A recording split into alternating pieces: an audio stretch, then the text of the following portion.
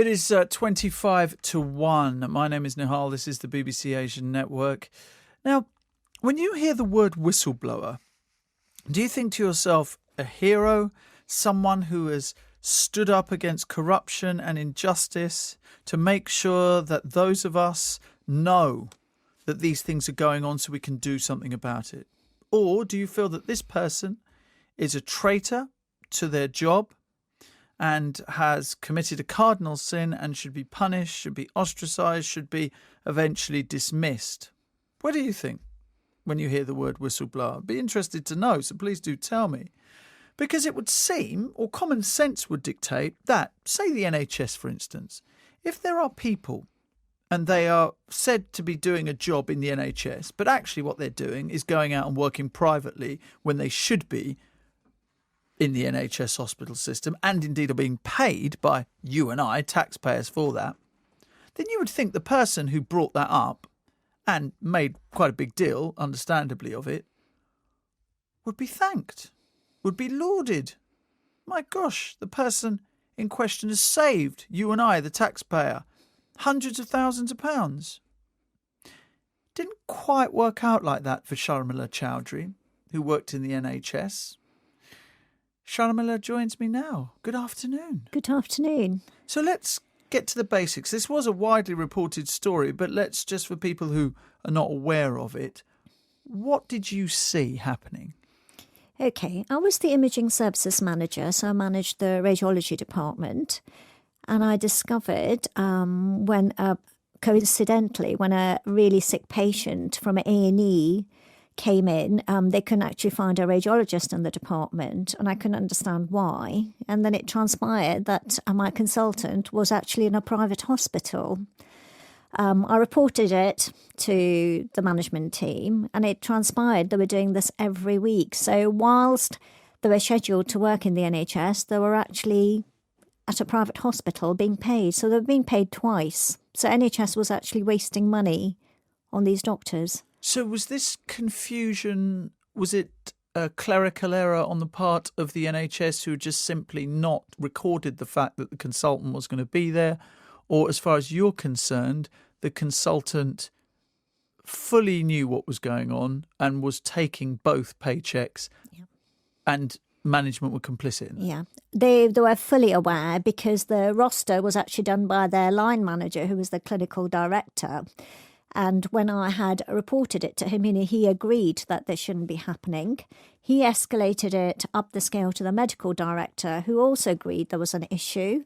I reported to my line managers, and there was actually, it went up to the management change, up to the HR director, the finance director, the chief exec. So they all knew this was a problem, but nobody would tackle it. And it just carried on. And why? I'm not sure why. I think... 'Cause that's the most basic question of all. Yeah, absolutely.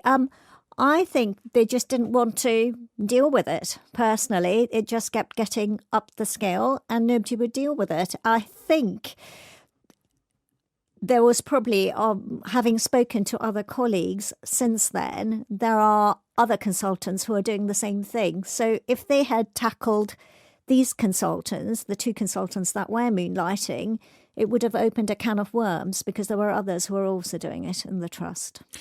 Talking of the trust, a spokesperson for the North West London Healthcare NHS Trust has said the trust commissioned an independent report which was undertaken by Park Hill Counter Fraud Services. They found no evidence of wrongdoing on the part of the two consultants named in the allegations. Now, don't mention any names, please, Sharmila. Yeah. But they say an independent report found no evidence. Right. Well, Park Hill Counter Fraud are actually employed by the trust themselves. They're actually a trust employee. And actually, if you go to my website... So what do you mean by that? Because it says they're commissioned by an independent report. Now, Park Hill Counter Fraud Services, of course, are going to be employed by the trust, aren't they, to find out about fraud? No, but they are part of trust employee. They are based at Ealing Hospital. The people who did it, they were actually based at Ealing Hospital. They weren't independent of the trust. Right. And I actually did an FOI to find out what was going on. And in it, they actually liaised with the trust managers. They said, because I had also reported it to the NHS counter fraud at the time, who contacted Parkhill. And actually, Parkhill contacted the HR director and the finance director to say, well, how do you want us to respond to this? Rather than investigating themselves, so they actually asked for their opinion. And on my website, I've actually got disclosures, and it actually shows them saying in a letter to the management that it actually looks that the two consultants are not fulfilling their contractual obligation. So it is there in black and white. So even though the trust is now saying it was independent, it is not independent. They were actually employed by the trust. And actually they did find that they weren't fulfilling their obligations. Well, it seems pretty black and white that if you're supposed to be in one place, you're not there, then the least thing that you can do is return the money. Yes. Because you're being paid twice. Did that happen? No, it didn't. In fact, how much money are we talking about, in your opinion? About $250,000. Right. Because this went on for 3 years. They were both on full-time contract. So on any time, they should not be at a private hospital. So. Oh, right. So they were on a full-time contract. They weren't on a part-time contract. They were on a full-time contract. Right. So unless they're going to work out of hours, they wouldn't. No. They wouldn't be able to be in. No. So they shouldn't be there at another hospital any time. I mean, it's, for example, I'm here at the BBC. If one of your colleagues, while BBC was paying, went to work for the ITV, I think they might have something to say about that. You'd only have to do it once in a normal environment and you'd be out. These doctors were doing it for 3 years. Yeah, something, of course, that I presume they are denying. Well, no, there's a whole track of the roster on a paper trail. I had also contacted the private hospital to find out exactly which days they were there. So I've had confirmation from the private hospital as well. And it corresponds to the rostering that we had in Ealing. So when they were supposed to be there, they were actually at the private hospital. It's there in black and white. So when you created... Well, you didn't create it. Other people created the issues, but you highlighted them. Yes. Were you treated with suspicion, or were you treated in a friendly manner and thanked for your diligence? I was never thanked, but my line manager agreed this was a problem. Their line manager, who's the kind, also agreed this was a problem. In fact, on my website, I actually have a copy of the letter he wrote to the medical director saying that there shouldn't be ghost sessions in the department, i.e. he will tackle the radiologists who are moonlighting. So this was a problem, which was, even their line managers recognised. What happened eventually was it got up and up the management chain. Nobody would do anything. And 2-3 months later on, false counter-allegation was made against me. There was no evidence. And I was actually marched off the premises, escorted out of the building in front of my staff. I managed 60 staff in the department. There was no evidence, no proof, nothing. It was just a verbal allegation, and I was escorted out of the building and I was dismissed. So you were seen as a troublemaker? I was seen as a troublemaker. I think they just thought, what would I do? They would just do that and get rid of me. And I take it you didn't go quietly? No. In fact, I knew there was something strange going on. Luckily, I actually had 2 folders with all the evidence, all the paper trail, all the emails, the rostering, and I took those out with me. I consulted a lawyer and she was appalled with what had happened, and we took them to court, interim relief hearing. You took the London North West Healthcare NHS Trust to court? Yeah. It was actually Ealing Hospital then. It wasn't part of the... Right. And I took them to court and I won. Only a handful of cases have ever won, because you actually have to prove that you're a whistleblower. And you were dismissed as a direct result of whistleblowing. And I could prove that because I had all the evidence. And yet the trust had no evidence against any wrongdoing from me. So I won that. But despite winning, the trust wouldn't let me come back to work. I then did re-escalate an appeal hearing, internal. I won that as well. by then, the trust then said, oh, the post is redundant because of new technology in the department. So they used that excuse not to have me back.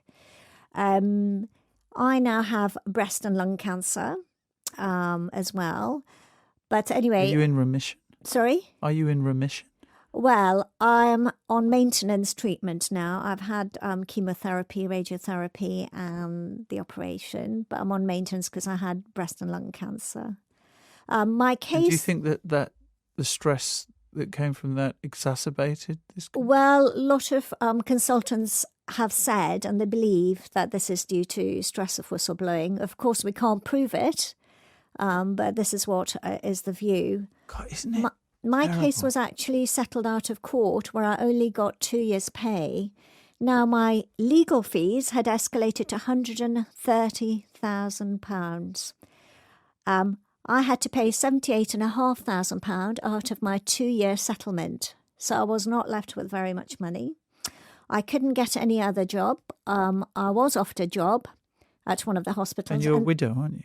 Yes, I am. With one son. With one son, yes. And how old is your son? Oh, he's 24 now. Yeah. And he lives with you? Yes, at the moment. Yeah. Yes. And I can imagine you've had to support each other rather a lot emotionally and... Yes, to an extent we did, yeah. Yeah. I mean, I try and move forward as much as I can. But yes, I have not been able to get a job. Still? No, I haven't. Well, what has happened is I had posts withdrawn. I've had interviews cancelled. In the end, I had written an open letter to Jeremy Hunt and I copied in 80 journalists because I thought this is just nonsense because I was going to lose my home. And in fact, I may still lose my home with cancer. So they then intervened and went to the Trust Development Authority to try and find me a job. So I have got a temporary job, but it's not the pay that I was getting. It's not the job that I'd been doing for 30 years. And actually it runs out in a month's time. So I'll again be jobless with no income and I'll probably be homeless with cancer. And this is what I face as a whistleblower. Because you had the temerity to point out that there were people who were essentially taking money that they didn't deserve to have. Yes. Money from taxpayers. This is money from taxpayers that should have been spent on patients. And it's a huge sum of money which should have been sorted. Also, I was the budget holder, so it was my responsibility to make sure that money wasn't going anywhere and I was actually marking their attendance sheets accurately. Otherwise, I would have committed fraud. So, yes, that's what happened. So what would you like going forward to see happen, the attitude? Because this is the problem, isn't it? Yeah. We are encouraged to be honest. Yes. We are encouraged to, where we see criminality or things that we feel to be immoral, we are encouraged as a society to stand up for what we believe in and have principles. And yet I'm sure your story will put lots of people off from doing that. They'll just let it go on. Yes. Well, my case has actually went to quite senior officials in this country. I mean, it went to David Cameron, it's gone to Sir David Pryor, Jeremy Hunt, Simon Stevens. It went to Sir Francis. It went to George Osborne, who's Treasury. They all knew about it. And yet none of them would intervene, A, to look at my concerns of the fraud, and none of them have intervened to make sure I have some redress of what I have been going through for the last 6 years. Going forward, what I would like to see, certainly for all whistleblowers, there needs to be accountability. No one is held to account. Certainly with Care Quality Commission, they actually brought in a fit and proper persons test to ensure that managements were fit for the jobs. However, they decided not to investigate the managers because they had moved to another post within the NHS. So even though they were implicated in potential fraud, they were never investigated. I would like to see an independent body which supports whistleblowers and who looks at concerns. I would also like to see a public inquiry into some of these whistleblowing cases. Before the election, Jeremy had stated that this would take a long time, so he didn't want to do a public inquiry. Well, the election is over, so now it's a good time to do the public inquiry. And let's see some open justice, and let's have some accountability. There is no accountability. I also want to see historical whistleblowing cases to be resolved and have some compensation or redress. These people have spoken up because they care, and they should not be punished. So I would like to see some sort of help for them. This shouldn't go on, really, because it sets an example for other whistleblowers or potential people who would want to raise concerns. Because while whistleblowers are persecuted, patients' lives are placed at risk. Clearly. Because they're too scared to speak up. They only have to see what happens to whistleblowers, and they will be far too scared to speak up, and actually patients' lives are placed at risk. So this cannot continue. Well, Vijay said, I'm on my way to work in a private hospital where I've worked for 15 years. This practice is still going on where doctors are operating elsewhere when they should be in the NHS working. They are very good at covering each other. Yes, they are. And I think that's exactly what happens, which is why it doesn't get addressed.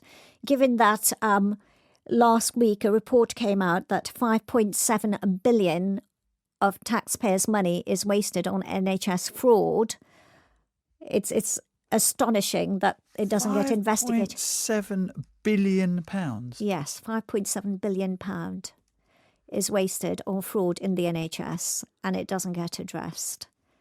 That's a huge sum of money. That would buy a lot of treatments. Just to be clear, it says fraud and errors, so it's not wholly, and it says from patients and staff. Yes, it is. Right, so just to be clear, it's not just fraud. Yeah. Yeah, there's wastage essentially going on. There's a tightening of systems needs to be in place. There needs to be tightening of systems. There also needs to be people taking responsibility for the jobs that they're paid to be doing, really, rather than turning a blind eye. If you're in the outside world, outside NHS, if you report a fraud, people will investigate. If you're implicated in fraud, they will investigate. However, it seems in NHS it gets covered up.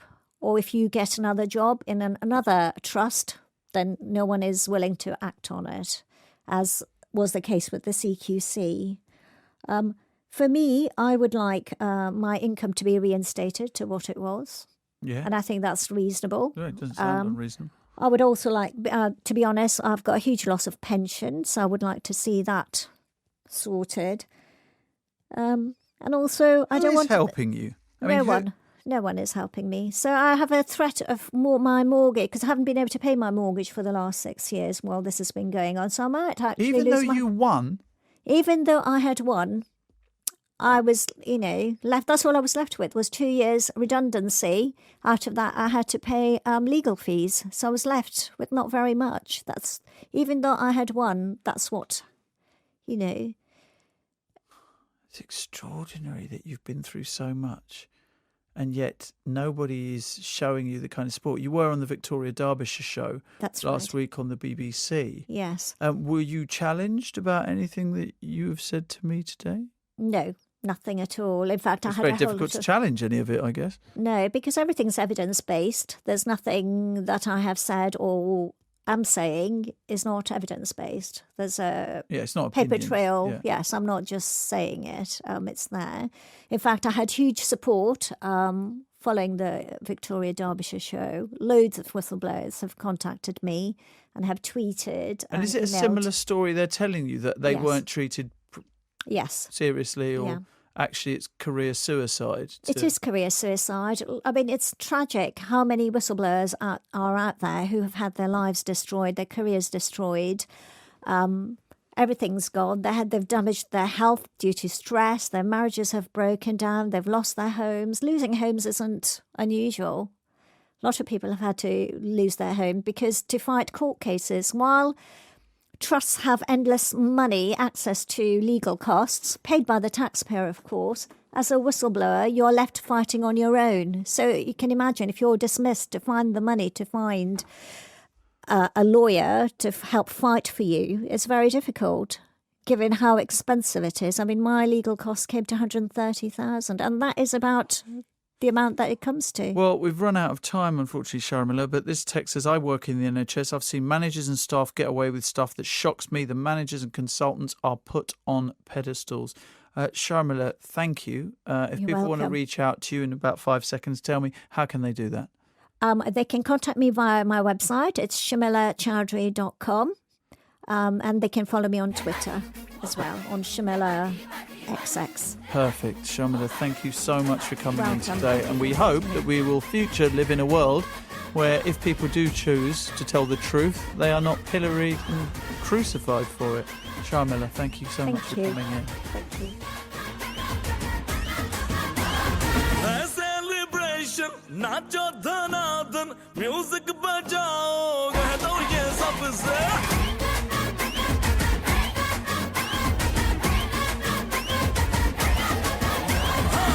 celebration नाचो धनाधन music बजाओ कह दो ये सबसे आज की party मेरी तरफ से आज की पार्टी मेरी तरफ से जब को बोलो तेरे पलक से आज की पार्टी मेरी तरफ से जब को बोलो तेरे पलक से आज की पार्टी मेरी तरफ से